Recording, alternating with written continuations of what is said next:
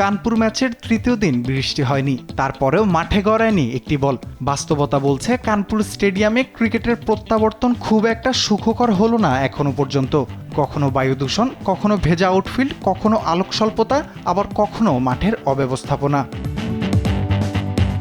2021 সালে নিউজিল্যান্ডের বিপক্ষে এই মাঠের সবশেষ টেস্ট বাধাগ্রস্ত হয়েছিল বায়ু দূষণের কারণে। সেবার দৃষ্টিসীমা নেমে আসায় চরম ভোগান্তির সম্মুখীন হতে হয় ক্রিকেটারদের। এবার বাংলাদেশের বিপক্ষে 2024 সালের টেস্ট।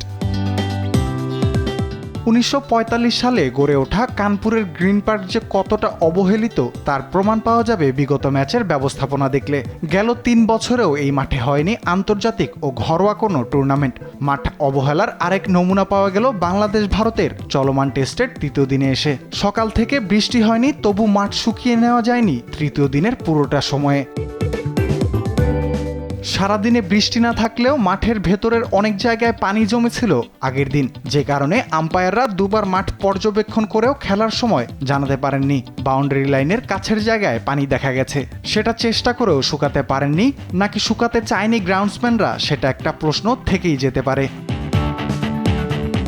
মাঠে পুরাতন দিনের রোলারগুলো দিয়ে পানি বের করে নেয়ার আপ্রাণ চেষ্টা চালাতে দেখা গেছে কানপুরে দুপুরের পর থেকে। তবে তাতেও খুব বেশি সুফল না মেলায় মাঠকর্মীরা নেমে পড়েছিলেন কাপড় আর চট হাতে। মাঠে জমে থাকা পানি তা দিয়েই সরিয়ে নেয়ার ব্যর্থ চেষ্টা চলেছে কানপুরের গ্রিন পার্কে।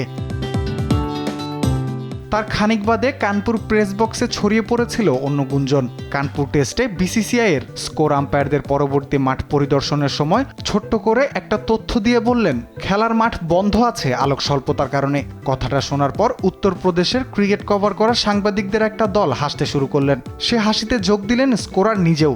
এতেও প্রশ্ন জন্ম দেয় গ্রিন পার্কের অব্যবস্থাপনা নিয়ে। স্থানীয় সাংবাদিকদের কড়া সমালোচনার মধ্যে থাকেন গ্রিন পার্কের কর্মকর্তারা। ভেজা আউটফিল্ডের কারণটা সেজন্যই নাকি সাংবাদিকদের জানানো হয়নি।